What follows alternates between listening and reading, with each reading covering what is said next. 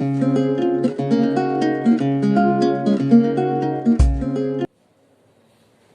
আমরা দুটি বিষয় নিয়ে আলোচনা করতে চাই। গতকাল সারা বিশ্বে 31শে ডিসেম্বর উপলক্ষে কালিদাস উদযাপিত হয়েছে আমাদের দেশ সহ সারা দুনিয়ায়। আমরা ওলামায়ে কেরামের পক্ষ থেকে এবং রাষ্ট্রের পক্ষ থেকে অনেক নির্দেশনা ছিল মানুষদের প্রতি। আমরা সেগুলি কতটুকু অনুসরণ করি বা করি না এগুলি আমাদের ব্যক্তিগত বিষয়। যাই হোক, আল্লাহ পাক রব্বুল আলামিন আমাদেরকে জীবন দিয়েছেন। এই জীবন মানে হচ্ছে সময়। সময়কে আল্লাহ পাক রব্বুল আলামিন খুব মূল্যবান করে আমাদের কাছে আমাদের জন্য প্রেরণ করেছেন। সময় আমাদের জন্য খুবই গুরুত্বপূর্ণ, খুবই মূল্যবান। আরবি ভাষায় সময়কে জীবন হিসেবে অভিহিত করা হয়েছে। একটা কথা আছে, ওয়াক্তুল হায়াত, জীবন হচ্ছে, সময় হচ্ছে জীবন, সেটাকে তোমরা হত্যা করো না। জীবনের প্রতিটা মুহূর্ত আমাদের জন্য উচিত কাজে লাগে। বুদ্ধিমান সে যে নিজের জীবনের প্রতিটা মুহূর্তকে নষ্ট করে না, আর নির্বোধ হচ্ছে সে যে ব্যক্তি নিজের জীবনের সময়গুলিকে হেলায় নষ্ট করে। আত্মপরিচয়, নিজেকে চেনা এবং পরকালীন জীবনের জন্য প্রস্তুতি গ্রহণ করা, আমল করা, এটা হচ্ছে বুদ্ধিমানের পরিচয়।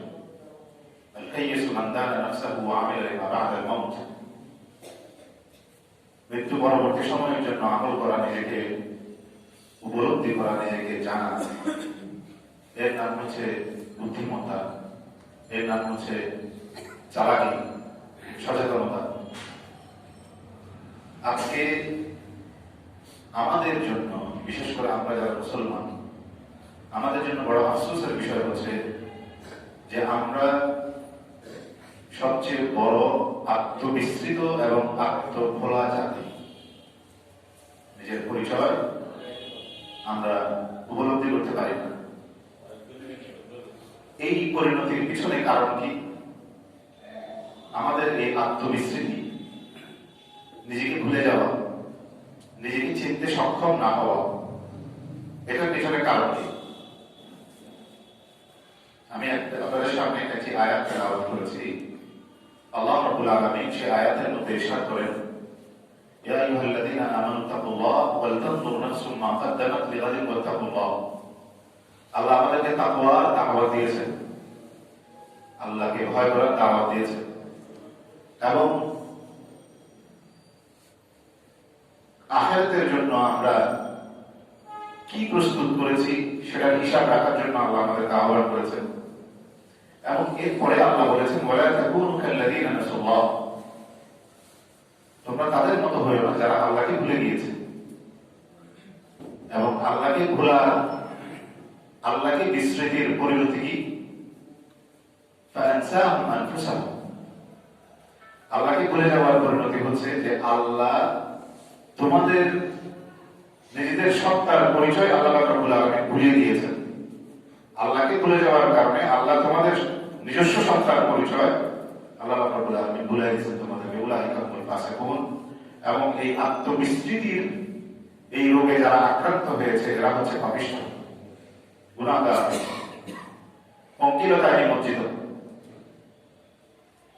তাহলে আজকে যে আমরা নিজেদেরকে ভুলে গেলাম, এই আত্মবিস্মৃতির পেছনে দায়ী হচ্ছে আল্লাহর ভাষায় আল্লাহকে ভুলে যাওয়া।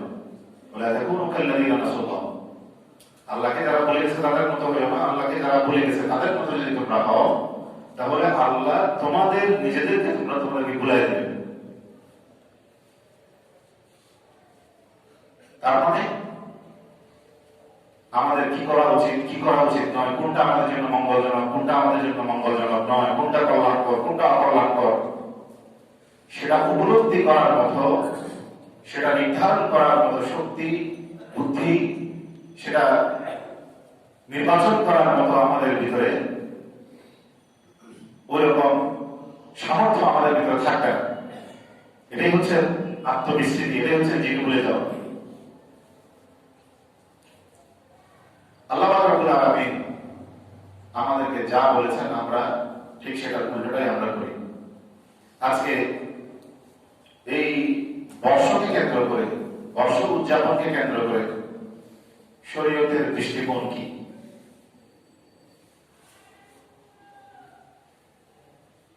এখানে আমাদের সমাজে সাধারণত তিনটা ক্যালেন্ডার প্রচলিত আছে। একটা হচ্ছে ইংরেজি ক্যালেন্ডার, আরেকটা হচ্ছে আরবি ক্যালেন্ডার, আরেকটা হচ্ছে বাংলা ক্যালেন্ডার। তিনটা ক্যালেন্ডার প্রচলিত। আরবি ক্যালেন্ডার যেটা, সেটাকে আমরা ইসলামিক ক্যালেন্ডার হিসেবে বলি। ইসলামিক ক্যালেন্ডারও নতুন বছর শুরু হয়, কিন্তু সেখানে বছর উদযাপনের কোন বিষয় সেখানে নাই। ইসলামে নতুন বর্ষের উদযাপনের কোন বিষয় নেই। ইসলামের দৃষ্টিকোণ থেকে আমার জন্য প্রত্যেকটা দিন আমার জন্য নতুন বছর, আমার জন্য নতুন করে শুরু, নতুন সূচনা।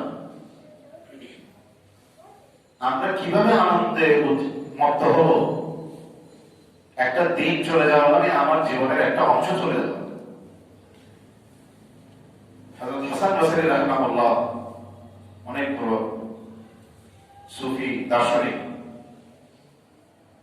উনি বলেছেন, ইয়াবনা আদম ইন্নাকা আনতা আইয়াম ইযা যাহাবা ইয়াউমুন যাহাবা বা'দু। হে আদম সন্তান, তুমি হচ্ছে কতগুলো দিনের সমষ্টি, কতগুলো দিনের সমষ্টি হচ্ছে তুমি। তোমার জীবনটা হচ্ছে কতগুলি দিন। ইযা যাহাবা ইয়াউমুন, একটা দিন যখন চলে গেল তোমার কাছ থেকে, যেন তোমার দেহের, তোমার জীবনের, তোমার অস্তিত্বের একটা অংশ যেন বিলুপ্ত হয়ে গেল।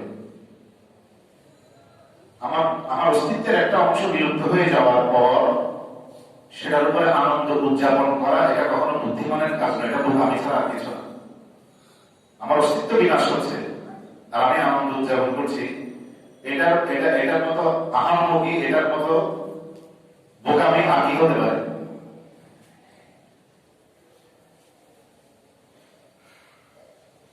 ইসলামে কোন নববর্ষ উদযাপনের কোন বিষয় নেই, বরং ইসলাম আমাদেরকে যে দুটি উৎসব আমাদেরকে দান করেছে, এই দুইটি উৎসবের মধ্যে, এই দুটি উৎসব হচ্ছে কুফরি দুটি উৎসবের বিকল্প, এবং যে দুটি উৎসবের বিকল্প হিসেবে ইসলাম আমাদেরকে নতুন দুটি উৎসব দান করেছে, ঈদুল ফিতর আর ঈদুল আযহা নামে। তার মধ্যে একটা হচ্ছে নববর্ষ কেন্দ্রিক, যেটাকে নওরোজ বলা হতো বা নওরোজ বলা হতো। এই নববর্ষ উদযাপনের চর্চা এবং সংস্কৃতি, এটা পারস্য সাম্রাজ্যের পারসিকদের একটা সংস্কৃতি ছিল, অগ্নি পূজকদের সংস্কৃতি ছিল। পৃথিবীর ইতিহাসে সর্বপ্রথম ইরানের অগ্নি পূজকেরা নতুন বর্ষ উদযাপন করেছে, এবং নতুন বর্ষ উদযাপন উপলক্ষে তারা তাদের বিভিন্ন ধর্মীয় কর্মকাণ্ড এবং কিছু সামাজিক কর্মকাণ্ড তারা উদযাপন করত এই দিনে। এবং তাদের সেই নতুন বর্ষ উদযাপনের ধারাবাহিকতা মুহাম্মদ রাসূলুল্লাহ সাল্লাল্লাহু আলাইহি ওয়াসাল্লামের সময়কাল পর্যন্ত আরবের সমাজগুলিতেও এটার ব্যাপ্তি লাভ করেছিল, যার কারণে আরব সমাজেও এই দিনটাকে মানুষ উদযাপন করত নওরোজ হিসাবে। সাহাবায়ে কেরামের জামানায় আল্লাহ রাসূল সাল্লাল্লাহু আলাইহি ওয়াসাল্লাম যখন মদিনায় আসলেন, তখন আল্লাহ রাসূল সাল্লাল্লাহু আলাইহি ওয়াসাল্লাম দেখলেন দুইটা দিনে মানুষেরা তাদের ঘর বাড়ি ছেড়ে বিভিন্ন মেলায়, খোলা প্রান্তরে তারা একত্রিত হতো, বিভিন্ন আনন্দ উদযাপন করত। আল্লাহ রাসূল সাল্লাল্লাহু আলাইহি ওয়াসাল্লাম তাদেরকে জিজ্ঞেস করলেন, তোমরা এগুলোতে কি করো? তখন সাহাবারা উত্তর করলেন যে জাহিলি যুগ থেকেই আমাদের সমাজে এই দুইটা দিনে আনন্দ উদযাপন করার রেওয়াজ এবং রীতি প্রচলিত রয়েছে।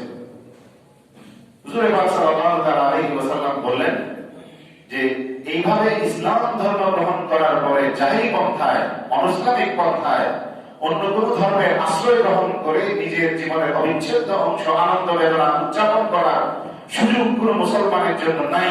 সুতরাং এই কাফেরদের প্রবর্তিত এই ধর্মের আনন্দ উৎসবে মুসলমান হিসেবে তোমাদের যোগদানের কোন সুযোগ নাই। এর বিপরীতে আল্লাহ রাব্বুল আলামিন তোমাদের আনন্দ উদযাপনের জন্য আল্লাহ এর চেয়ে উত্তম বিকল্প দুটি দিয়েছেন, একটা হচ্ছে ঈদুল ফিতর আর একটা হচ্ছে ঈদুল আযহা।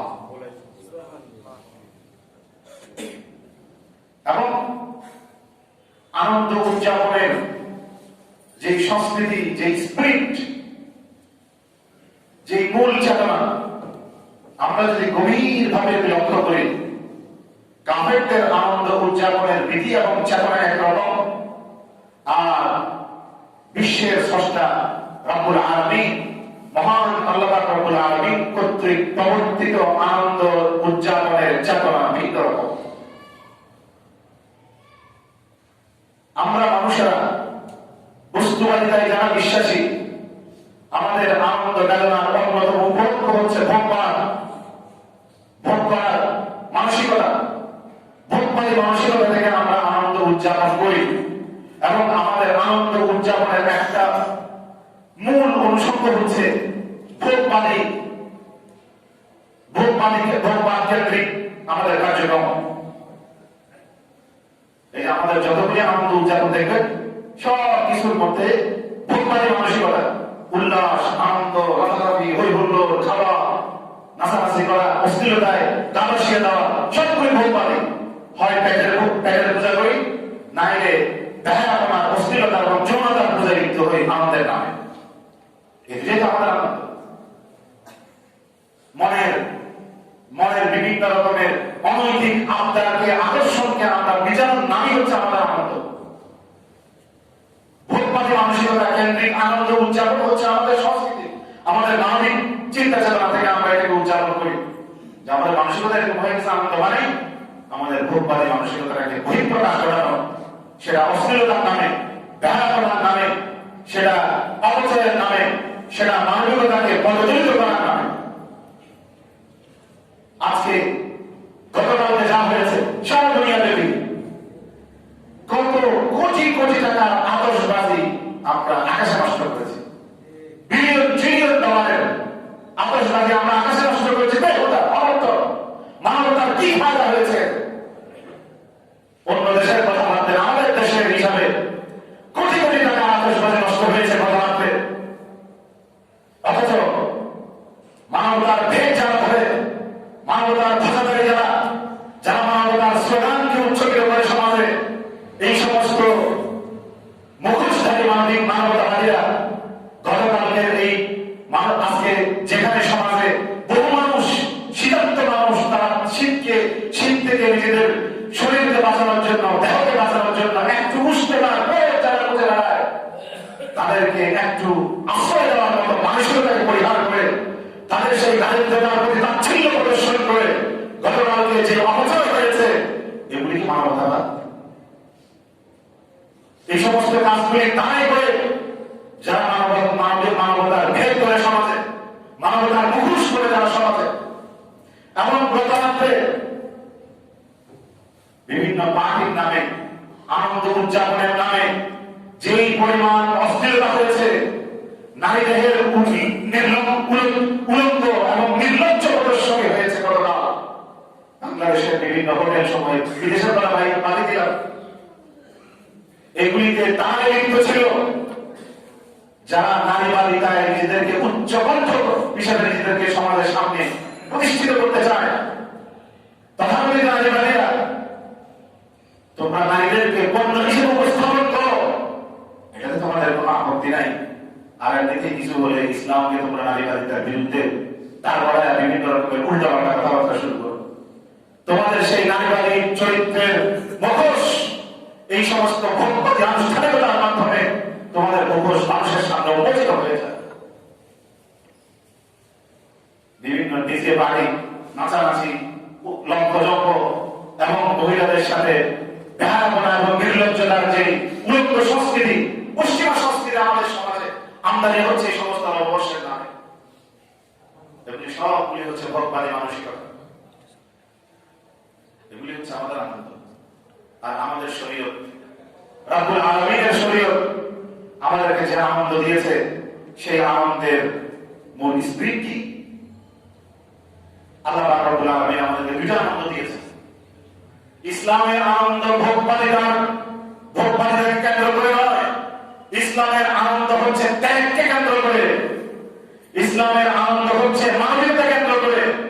যে আমি আনন্দ উদযাপন করবো, আমার সমাজের ভাইয়া সে আনন্দে শরীক হতে পারে না, আমার সে আনন্দে দখল করতে আনন্দ হতে পারে না, যে আনন্দে সমাজের সর্বস্তরের মানুষ, সমাজের দরিদ্র মানুষগুলি যে আনন্দে সামিল হতে পারে না। ইসলাম এই জন্য আমাদেরকে দুটি আনন্দের দিন দিয়েছেন।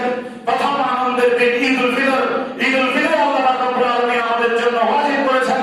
এই দুনিয়ার মানুষ সমর্থবান মুসলমানরা তোমরা আনন্দ উদযাপনের জন্য ঈদের মাঠে যাওয়ার আগে তোমার অর্জিত উপার্জিত সম্পদের একটি নির্ধারিত অংশ তোমার গরিব ভাইদের কাছে বিলিয়ে, তাদেরকে তাদের কাছে দিয়ে, তাদেরকেও আনন্দের উপলক্ষ তৈরি করে, তাদের মুখে হাসি ফুটিয়ে তারপরে তোমরা আনন্দ শরীর করার জন্য ঈদের মাঠে যাও। এটাই হচ্ছে আমার ইসলামের আনন্দ উদযাপনের উপলক্ষ এবং আনন্দ উদযাপনের স্পিরিট এবং চেতনা।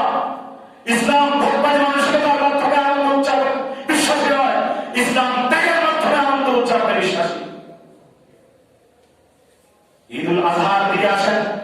ঈদ উল আজহার মধ্যে আল্লাহ রাব্বুল আলামিন যেভাবে মুসলমানদের উপরে কোরবানি আল্লাহ রাব্বুল আলামিন ওয়াজিব করেছেন এবং এই কোরবানির মাধ্যমে নিজেও গোশত খাবে এবং দরিদ্রের মাঝখানে এই গোশত মিলিয়ে আল্লাহ রাব্বুল আলামিনের যে জিয়ারত এবং মেহমানদারি এই 3 দিনের জন্য এখানে আল্লাহ রাব্বুল আলামিন মুমিন মুসলমানদেরকে নির্দেশনা দিয়েছেন, তুমি শুধু একা আনন্দ করবে না, বরং তোমার আনন্দের মধ্যে তোমার আশেপাশে সমাজের দরিদ্র মানুষের আনন্দের মধ্যে ভাগ বসাও। ভোগবাদী মানসিকতা থেকে ইসলাম আনন্দ উদযাপনের সমর্থন করে না। ইসলাম আমাদেরকে আনন্দ দিয়েছেন, এমন আনন্দ যে আনন্দের মধ্যে ত্যাগ আছে, ত্যাগের শিক্ষা আছে, ত্যাগের মহিমা উদ্ভাসিত হয়ে ইসলাম আমাদেরকে আনন্দ উদযাপনের শিক্ষা আমাদেরকে প্রদান করে। আর পশ্চিমা সংস্কৃতি, অন্য যে কোনো সংস্কৃতি, ভোগবাদীরা উজ্জীবিত হয়ে ভোগবাদী মানসিকতা লালন করে ভোগবাদী এই উন্মত্তটাকে আরো বেশি উদগ্রতা দান করে, এটাকে আরো বেশি উস্কে দিয়ে আমাদেরকে বিভিন্ন আনন্দ উদযাপনে আমাদের উৎসাহিত করে। কথা ঠিক কিনা? আমি কি বুঝাতে পেরেছি আপনাদেরকে? এখানে ইসলামের সাথে অন্য সকল মতবাদের পার্থক্য, ইসলাম একটি মানবিক ধর্ম, আর সমস্ত ধর্মগুলি এখানে অন্য কোনো তন্ত্র মন্ত্র এগুলো কোনো মানবিকতা নাই। এগুলোতে ভোগবাদীরা ভিতরে নিমজ্জিত, তারা মানুষের স্বার্থকে সংরক্ষিত করতে জানে না। এরা মানবিকতার কথা বলে, মানবিকতার কথা উচ্চারিত স্লোগান প্রদান করে, কিন্তু তলে তলে মানবিকতাকে ধ্বংস করার জন্য যতগুলি ব্যবস্থা আছে, সমস্ত ব্যবস্থা আজকে এই পুঁজিবাদী ব্যবস্থাকে পরিণত হয়েছে। বলে মানবতার কথা, বলে নারী স্বাধীনতার কথা, নারী অধিকারের কথা, কিন্তু তাদের কাজকর্ম নারীর অধিকারকে হরণ করার পথে সহায়ক সবচেয়ে বড়। তারা বলে মানবতার কথা, কিন্তু তাদের সমস্ত কর্মকাণ্ডগুলি, তাদের